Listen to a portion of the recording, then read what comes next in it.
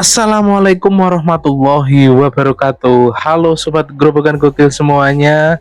Sehat ya untuk hari ini ya. Nah sobat semua, kali ini saya akan membantah framing jahat yang dikemukakan oleh pemret media besar, yakni Unilubis. Dia menyebut bahwa Pak Jokowi itu nggak elok, nggak etis, yang masih saja eksis menerima tamu gitu ya. Unilubis berpendapat bahwa yang datang ke rumah Pak Jokowi itu ya hanya mengharapkan sesuatu, misalnya nasi goreng atau dan lain sebagainya. Saya bantah ya Unilubis, loh kok jadi gitu ya? Anda ini pemimpin redaksi media besar, lah kok komentar Anda ini kok terkesan nyinyir? Bagaimana bisa dikatakan seperti itu, bahwa Chef Arnold itu ke rumah Pak Jokowi itu cuma satu kali untuk memasak nasi goreng, sedangkan hari-hari ini terus saja tamu berdatangan banyak ke rumah Pak Jokowi gitu loh, tanpa mengharapkan apapun. Ini saya kasih contoh ya, ada ibu hamil sendirian dari Nganjuk karena beliau ngefans sama Pak Jokowi, bela-belain ke rumah Pak Jokowi hanya untuk minta diberi saran nama anaknya, kayak gitu loh. Salah satu contohnya Bu, ibu yang terhormat. Terus lagi ada warga negara Australia yang istrinya atau suaminya orang Indonesia, ada warga Belanda yang suaminya atau istrinya orang Indonesia juga datang ke sini, ke rumah Pak Jokowi. Apakah mereka mengharapkan nasi goreng atau apa, atau duit? Kan enggak. Mereka datang dengan biaya sendiri, hanya ingin ketemu dengan Pak Jokowi gitu loh. Nah, ini supaya perkataan Anda tidak menjadi hoak, ini saya tunjukkan bukti nyatanya. Tonton sampai habis, jangan supaya nggak gagal paham ya. Saran dari kami ya, kita di IDN Time, sebaiknya benar-benar Pak Jokowi itu mengurangi sebanyak mungkin. Nggak bisa deh katanya orang kan pengen ketemu apa segala macam ya, orang pengen ketemu kalau misalnya ditawar, kalau ternyata di situ ada bagi-bagi apa segala macam. Emang ada mantan presiden lain yang seperti itu, membuat semacam activity ya, sehingga orang tuh datang terus ke rumahnya. Kan Bu Mega enggak, Pak SBY enggak, ya kan? Sampai ada yang sebelum itu ada chef lah yang masak, ya gimana enggak? Kamu juga pasti pengen ngerasain masakannya Chef Arnold, datang ke situ ikut ngantri ya. Tapi itu attitude yang membedakan antara mantan Presiden SBY dengan mantan Presiden Megawati.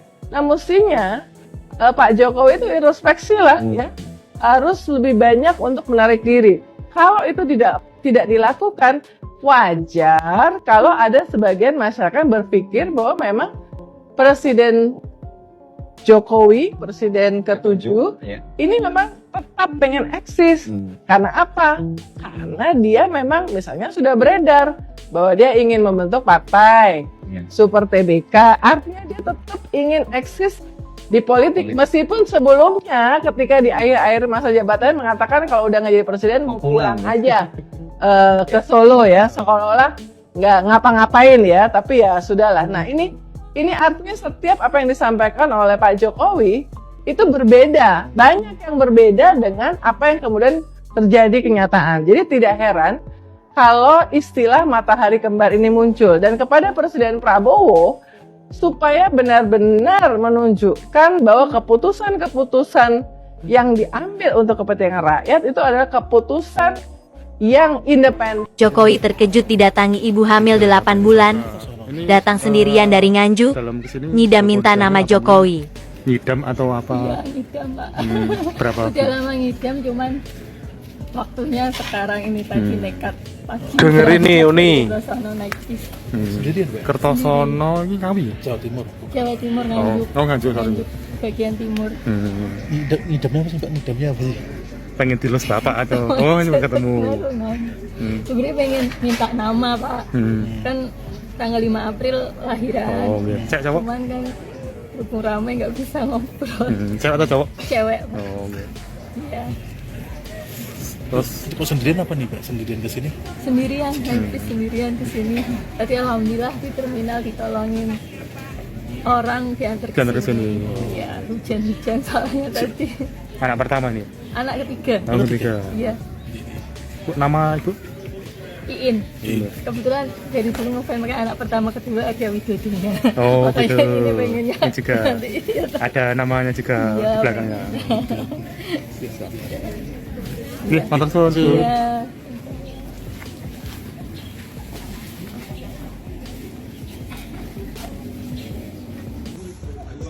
Halo, saya halo. Bisa bahasa Inggris. Itu masih icon.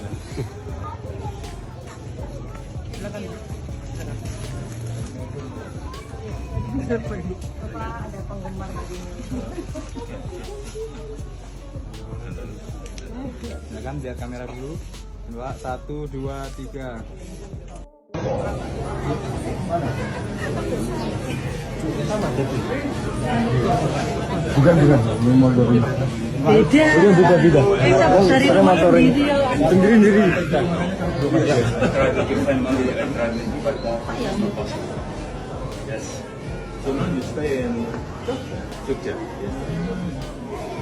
Before you stay in Solo, right? You haven't go to Jogja. Years direct to Jogja. That's right. Cheapest and possible. One thing you'll be younger. But you'll be younger. Yeah. Yeah. Okay. Thank you ya. Siap, Pak. Thank you, Pak. Dari lu, Bang? Oh ya, I'm from Holland. Terima kasih ya. Sama-sama. Sehat selalu.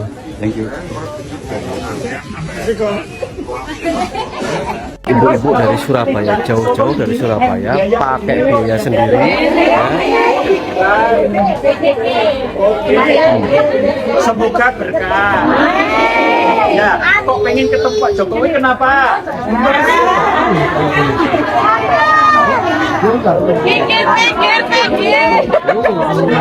Dari mana, Bu? Dari Surabaya. Dari Surabaya jauh-jauh naik apa ini? Naik bis. Kok dibelani, Bu, jauh-jauh ke sini? Pingin ketemu Bapak Jokowi, nggih, hebat, nggih. Keren banget, udah dapat kaos, dilihatin kaosnya. Oh, ada yang belum ya? Oke, siap. Yang udah nanti double nggak apa-apa. Ya, itu Bu, oke. Dari Ponorogo nih. Oh, dari Ponorogo ya. Kasian banget deh Pak Jokowi, hanya karena banyak menerima tamu saat lebaran, dituduh jadi matahari kembar di pemerintahan. Karena itu katanya Pak Jokowi disaranin buat ngebatasin kegiatan kemasyarakatannya. Salah satunya itu disampaikan pemimpin redaksi IDN Times Uni Lubis. Ini dia sampaikan di kanal YouTube IDN Times di program POV Times 22 April lalu. Setelah sejumlah menteri berkunjung ke rumah Pak Jokowi, Uni juga menyoroti adanya 2 orang menteri yang menyebut Pak Jokowi bos. Saran dari kami, kita di IDN Times sebaiknya benar-benar Pak Jokowi itu mengurangi sebanyak mungkin tamu, ucap Uni. Menurutnya, orang gak akan menampik tawaran ke rumah Jokowi jika diiming-imingi kegiatan berbagi dan aktivitas lain. Kamu juga pasti pengen ngerasain masakannya Chef Arnold, datang ke situ ikut ngantri, ucapnya ke host. Uni juga bandingin gaya pensiun Presiden ke-7 Jokowi dengan Presiden ke-5 Megawati Soekarno Putri dan Presiden ke-6 Susilo Bambang Yudhoyono. Menurutnya, 2 presiden sebelumnya nggak ngundang persepsi negatif karena perbedaan attitude. Attitude yang dimaksud karena Jokowi memilih cawe-cawe dalam pencalonan Gibran sebagai wakil presiden di pemilu kemarin. Ditambah lagi banyak kabar kalau Jokowi ingin membentuk Partai Super Terbuka atau TBK. Menurut Uni, kalau aktivitas seperti ini dibiarin, maka wajar aja kalau masyarakat memandang negatif. Seolah-olah Pak Jokowi emang masih pengen eksis dan ikut campur urusan pemerintahan. Jadi tidak heran kalau istilah matahari kembar ini muncul, ucapnya. Dia juga bilang Prabowo harus nunjukin kalau keputusan pemerintah benar-benar independen, tanpa bayang-bayang presiden sebelumnya. Tidak tersandera dengan apa yang dikhawatirkan oleh banyak pihak kalau Pak Prabowo masih dalam pengaruh Presiden ke-7 Pak Jokowi. Lanjutnya, tanggepin soal isu matahari kembar, Pak Jokowi sendiri nanggepinnya santai aja sih. Mataharinya ya cuma satu, ucapnya menyasar pada kepemimpinan Prabowo saat ini. Senada sama Jokowi, Menteri Sekretaris Negara sekaligus jubir Presiden Prasetyo Hadi juga bantah isu ini. Menurutnya, momen pertemuan Menteri KBM dengan Jokowi cuma sebatas silaturahmi yang wajar dilakukan pada masa Lebaran. Jangan kemudian diasosiasikan ini ada menteri yang silaturahmi kepada Pak Jokowi, kemudian dianggap ada matahari kembar. Jangan begitu, ucapnya. Duh, momen Lebaran aja kok ditanggepin lebay gini ya? Padahal silaturahmi di saat Lebaran udah jadi tradisi yang erat banget buat siapapun. Kan biasa tuh, orang datang ke rumah orang tua, guru, senior, termasuk mantan presiden. Dan harus diakui juga nih, kedatangan menteri, tokoh masyarakat, bahkan perwira muda Polri ke rumah Jokowi itu nunjukin kalau beliau masih dihormati.